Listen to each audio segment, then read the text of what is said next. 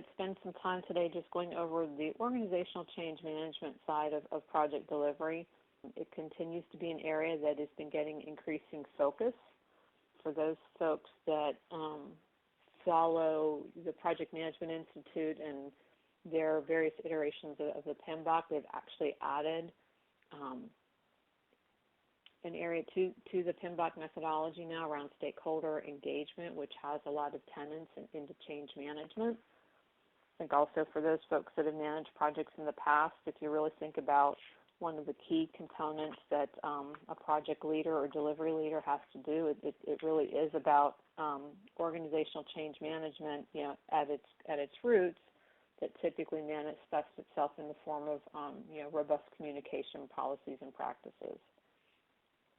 So we're going to spend some time walking through that. I do have a certification in organizational change management from ProC, and so some of the content of this presentation is information that I gleaned during that certification process a few years ago, and I will make those call-outs as it relates to some of that information. They do have a nice program, and so if you're looking for some training that is corporate perspective, that's always a good help, as well as from a ResultsPositive perspective. We do have consulting services to come in at a PMO level and work with your organization to help you better define how to incorporate more robust change management into your delivery processes.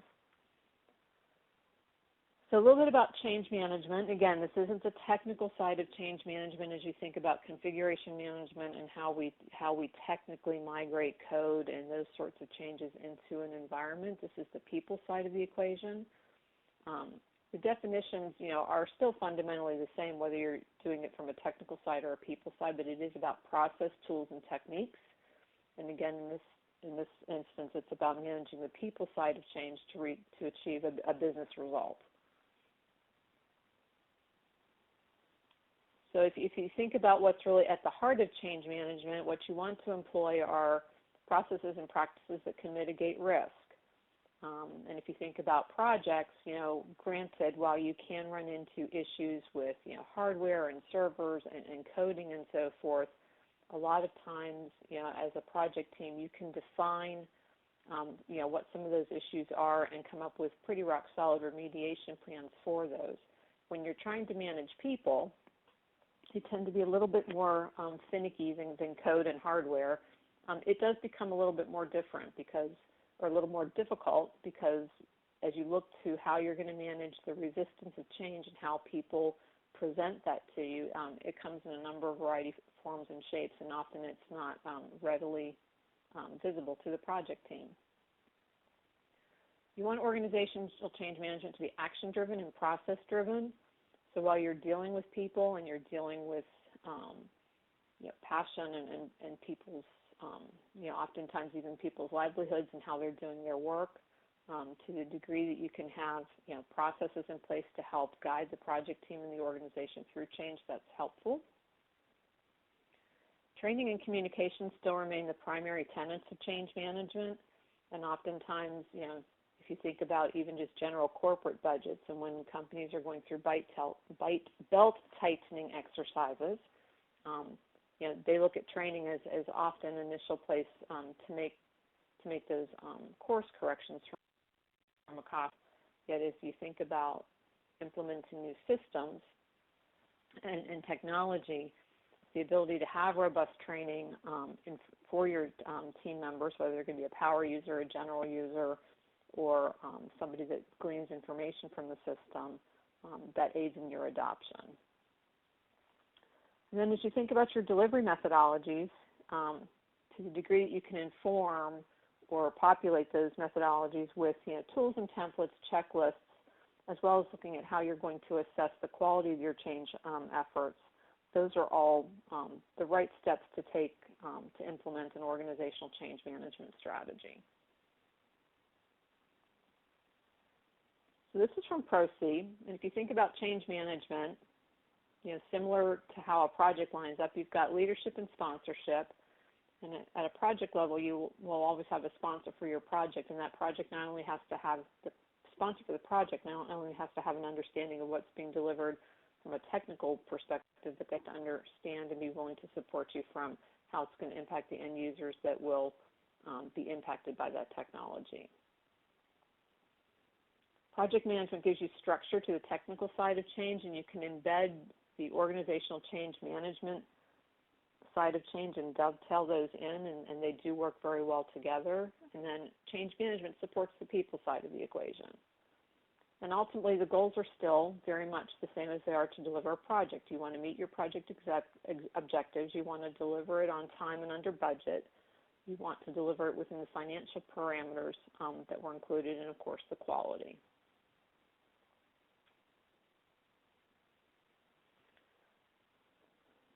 So a simplistic way to break change down, there's the current state, so that's how we do things today. There's a transition state, and that's how you're going to move from where you are today to how you want to be doing things in the future, and then there's how you're going to be doing things in the future. So if you think about how you do things today is really, pre-project. The transition state is, the actual project delivering, the process, the tool, the technology, the improvement, and then the future state is the actual delivery of that and how you're going to change the way people may interact with that process or perform that process in the future.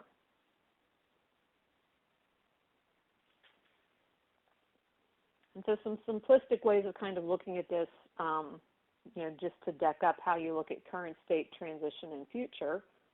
You can have multiple legacy systems. So if you've ever been through a merger or acquisition where your company is merging with another, typically you've got redundant systems, and the goal is to harmonize those systems and get to one call center, get to one payroll system, get to one accounts payable system or accounts receivable system. And oftentimes that takes both a look at the technology that you're going to be employing as well as how the people are going to interact with that technology.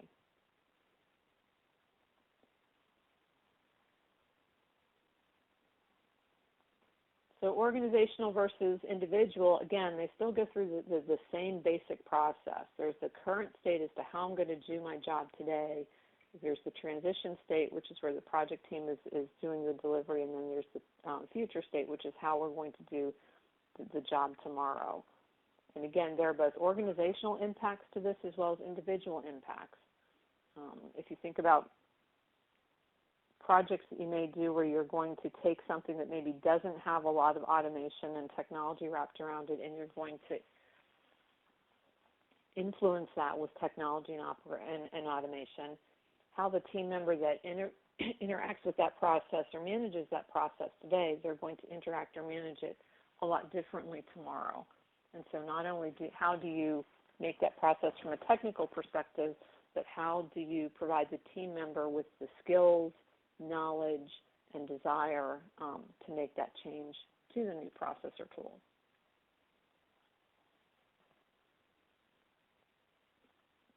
And again, if you think about, organizational change, typically an organization isn't changing one thing at one time. And oftentimes, if you look at it from a portfolio management perspective, you've got projects that very well could be touching the same organization, but from different angles. And so that's the other component to take into consideration, as you're managing or decking up your portfolio every year is, do you have a certain list of projects that is going to be impacting, your call center as an example, and have you really stepped back with the leadership of the call center and so forth and really understood the impact of changing out all these various systems and processes, and are they mature enough to be able to absorb all of that change in one sitting? Think of it somewhat like the change buffet.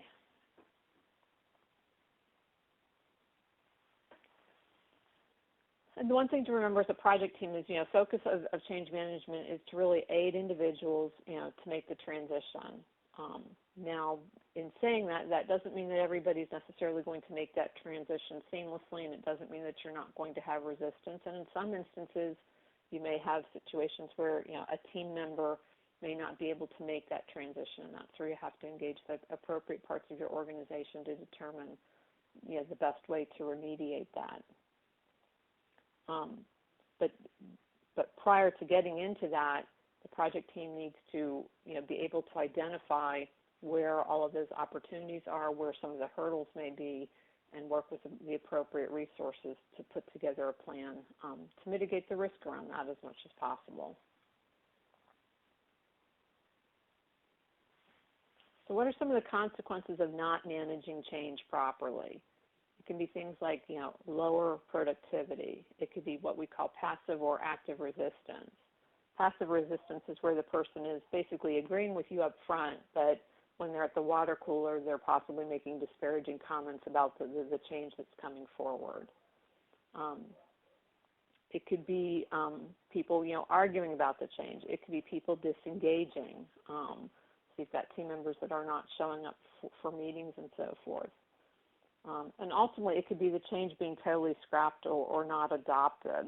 I recently was at a PMI meeting with some friends of mine in the region, and we were talking about a major ERP implementation that a manufacturing company is taking on. And they've made significant investments. They, however, did not invest in change management, and consequently, when they put in their shop floor maintenance system, and it was an SAP solution, the shop floor people didn't adopt to it, and they reverted back to spreadsheets. And part of this was, again, because they really didn't make the necessary investments from a change management perspective and really didn't have a solid understanding of what was going on in the organization. So those types of misses for a project team in an organization can be costly because they often do cause a great deal of rework, as well as in this case, a lack of adoption.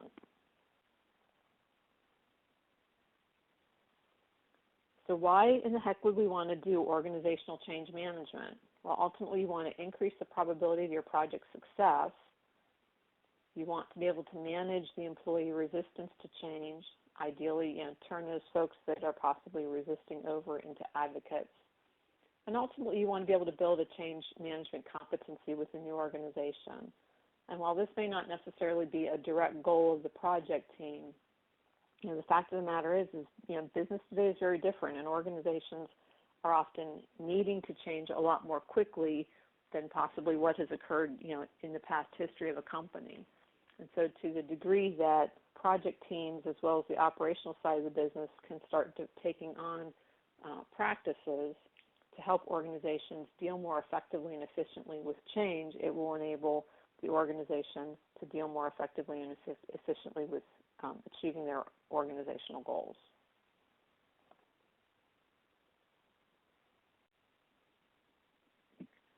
So some of the basic components of an organizational change management plan include a communication plan, a sponsorship roadmap, a coaching plan, a training plan, and a resistance management plan.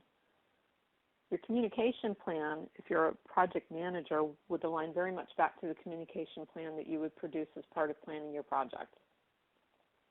And really, it comes down to the who, what, when, where, why, and how.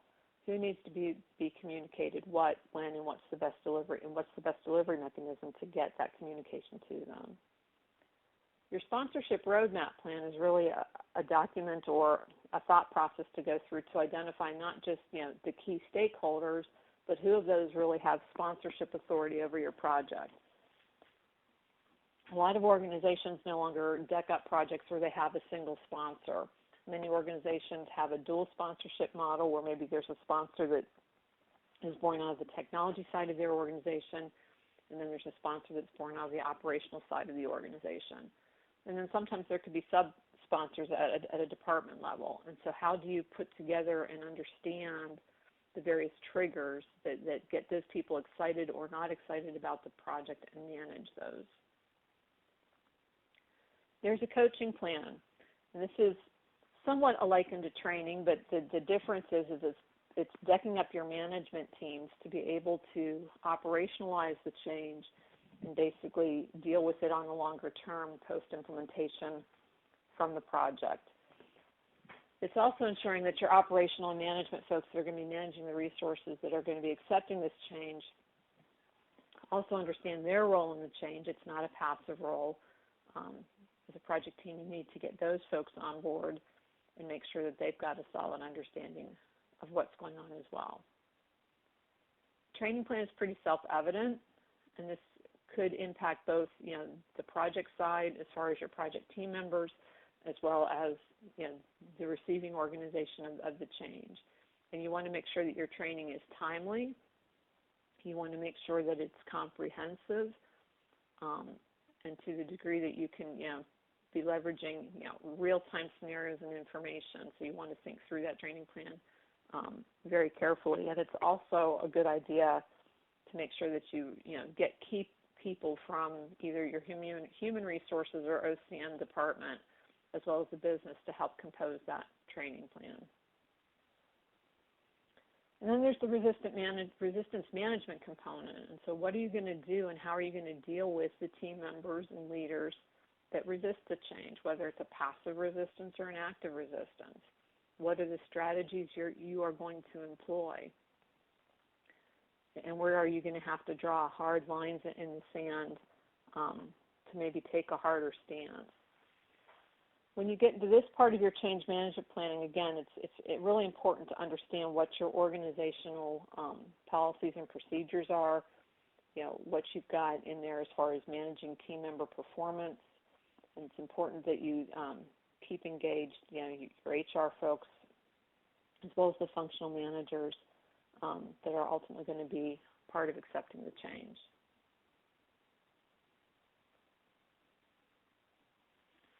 So this is also from ProC. It's their 5 building blocks of change. And if you think about going through a change yourself, whether it's a small change or a large change. So, a small change might be buying a puppy. A large change might be having a child or moving to a new community.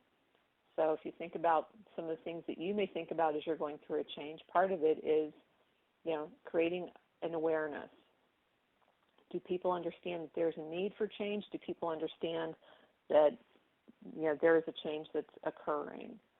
From that awareness, dovetailing into desire, and to what degree are they going to support the change? Do they have the knowledge on how to change? Do they have the ability to implement the required skills and behaviors? And then, is there a reinforcement model or reinforcement processes there to sustain the change?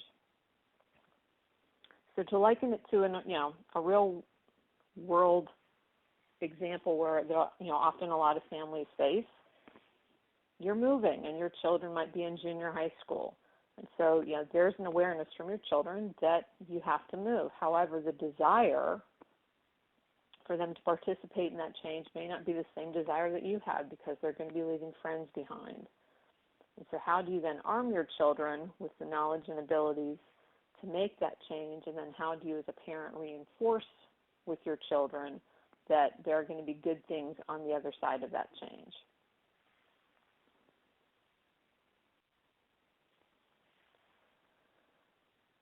So digging into the processes a little bit deeper, there's preparing for the change, and that's where you want to define your change management strategy. Typically, this would be done as part of project planning. You'll want to prepare the management team around this, and part of that is both defining who the management team is from a stakeholder perspective as well as a project management perspective. And then you want to develop that sponsorship model. And the sponsorship model is a combination of taking from your stakeholder management plan those key people that have a sponsorship role, so they're the ones that can authorize funding, have the ability to authorize changes to the project, etc. And to what degree do they have a role in preparing and executing your change management strategy? You then want to develop your change management plans, and then the action plans to implement. So your change management plans are the broader strategic perspective. The action plans you can liken to a work breakdown structure and the specific tasks and activities you're going to take on to actually implement the change. And then you want to look at how you're going to reinforce the change. And so that's taking somewhat of a retrospective look at collecting feedback and data based on the change, and that could be retrospective meetings. It could be lessons learned as you're going throughout the project as far as what's working and what's not from a communication and training perspective. You then want to diagnose what's worked and what hasn't from a gap analysis perspective, as well as looking at where you're getting resistance from various people across the organization. And then implement corrective actions to fix that change. So if you liken it to a project and where you're doing application development or you're implementing infrastructure, it's very similar to what you do from a project perspective. You may develop some code, put that code in a non-productive environment. People may test that code. They may come back with feedback where things worked, where things didn't work. The project team then determines what changes they're going to make. They implement corrective actions to make those changes. So project management and change management have a lot of parallels.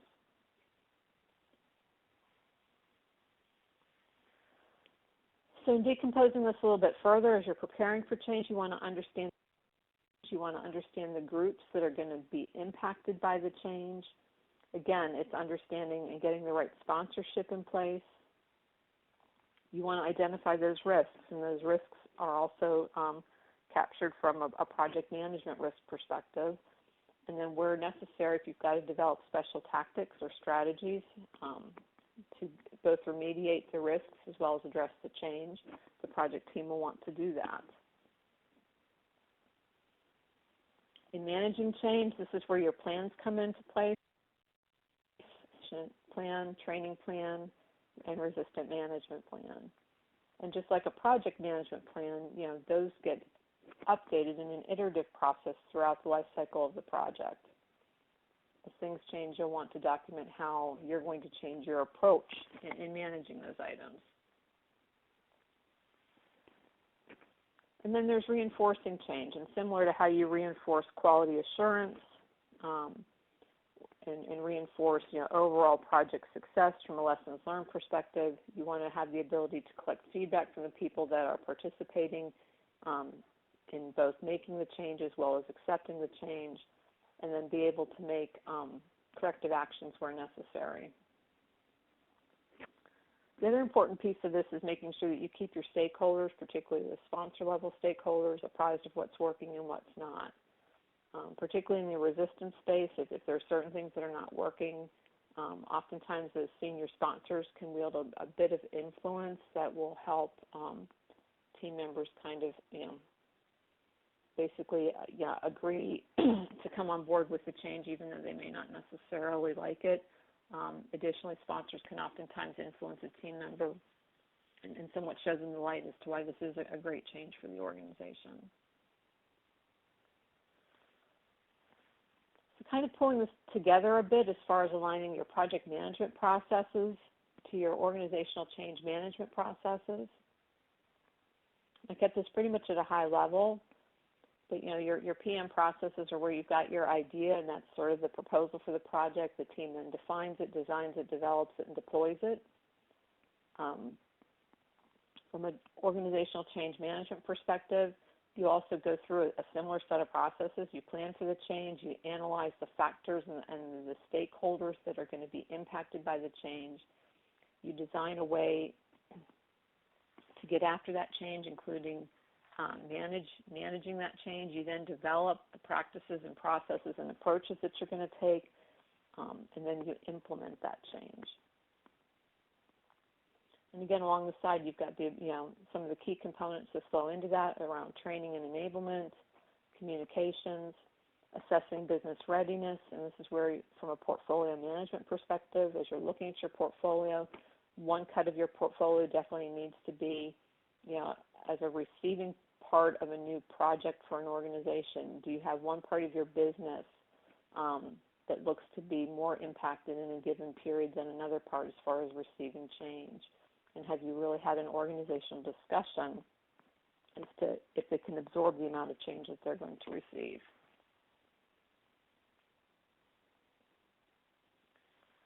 So who's involved with change management? And you've got a variety of people and processes across an organization.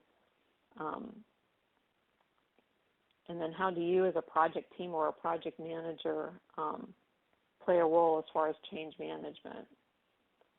So the project, if you think about it, is really the enabler of change. If you're enabling a technology or a tool or a process within your organization, you are enabling change. And so to the degree that the project team has a solid understanding of change management, how it works and the things that they need to look out for, it'll make your project team all the more effective at managing the organizational change management components for your project.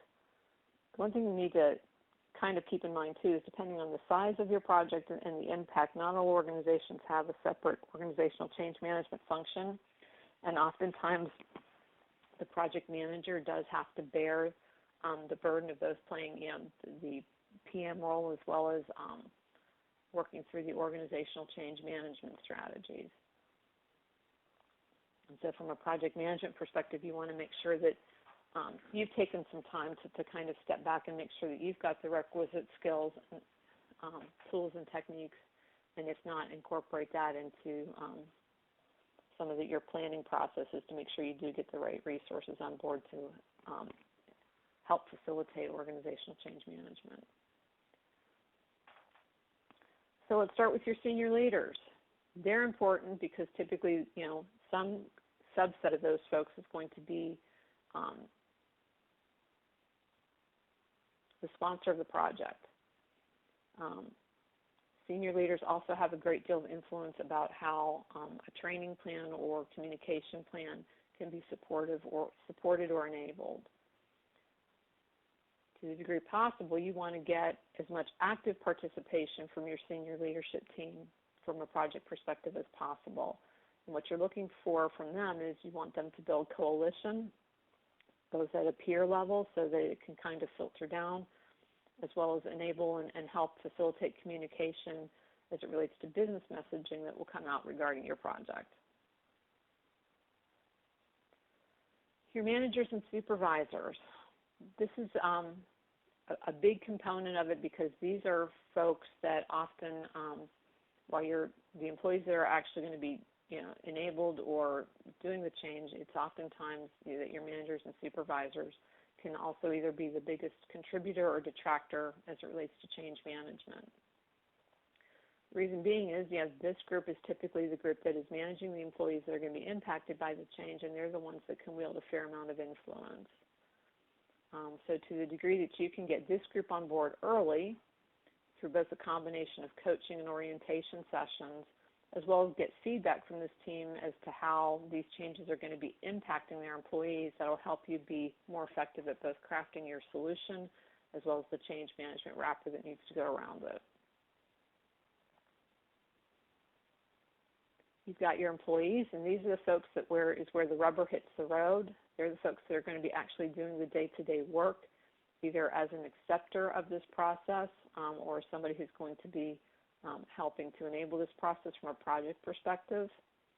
So it's really important that you understand how these folks work in their current state, how you are going to want them to work in the future state, and then how can you help them understand the awareness, desire, knowledge, and resistance components of change. And then you've got the project team.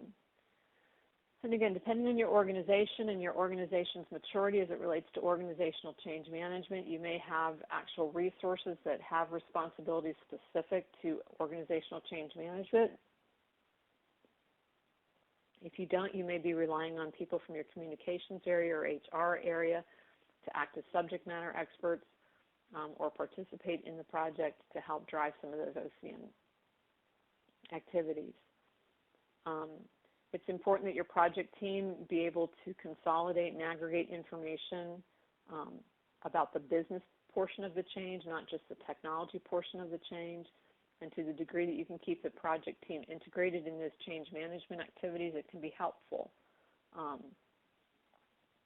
If you think about implementing call center technologies where you've got individuals that, maybe they're not in a call center that uses call center recording, and now they're going to be in an environment where you're going to enable call center recording. Having some of the programmers actually sit in the call center environment and watch how a call center agent works and operates can be helpful in that technologists really understanding how a solution could be operationalized from a day-to-day perspective.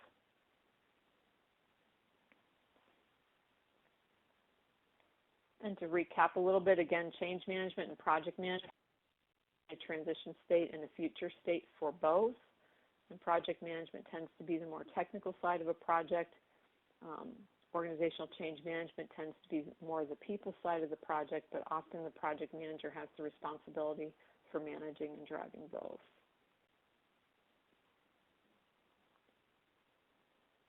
Here's a process perspective. And so from a process, if you think about how a project goes through a high-level life cycle, and this is taken from the PMBOK as far as initiation, planning, executing, monitoring, controlling, and closing, and then how change management somewhat decks up against that. It's preparing the change, managing the change, and reinforcing the change.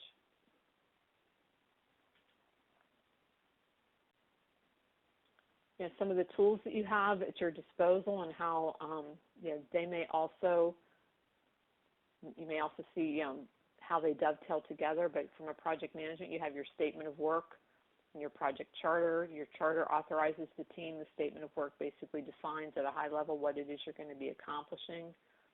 Business case is also a great document to leverage from both a project perspective as well as a change management perspective. It's always good that team members really understand how a certain change is going to value their organization from a business perspective. Those dollars and cents as well as capabilities and strategy. So to the degree that some of that can be shared at a high level, that's always a good thing to share with the team. You've got how you're going to break down the work, allocate resources to the work, and track the work that gets done.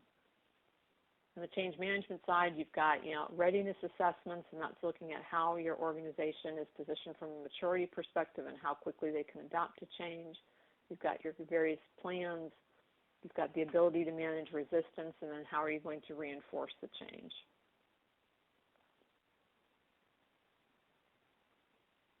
So this is somewhat lining a business and process improvement or a project perspective to a change management perspective, and how they dovetail.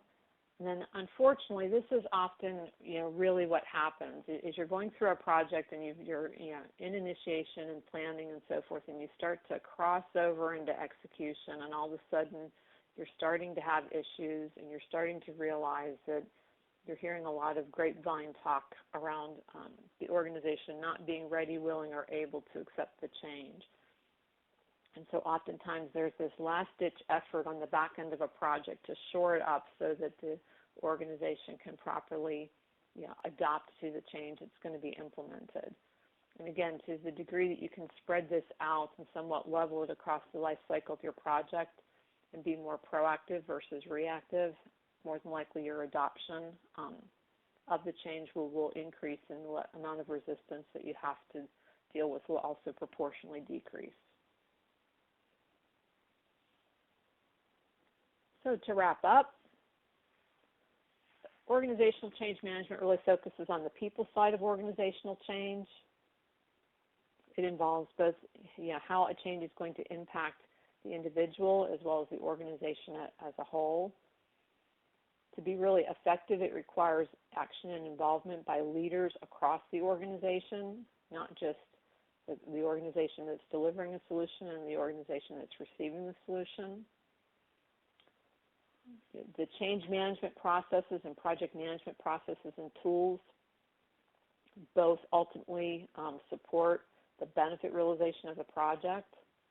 And project management is more the technical side of the change, whereas OCM is more the people side, but oftentimes organizations don't have a separate OCM capability, and so the project manager is put in the position of having to manage both. So to the degree that you can have your PMs kind of up to speed on some of the tools and processes and strategies that they can employ, it will help improve adoption.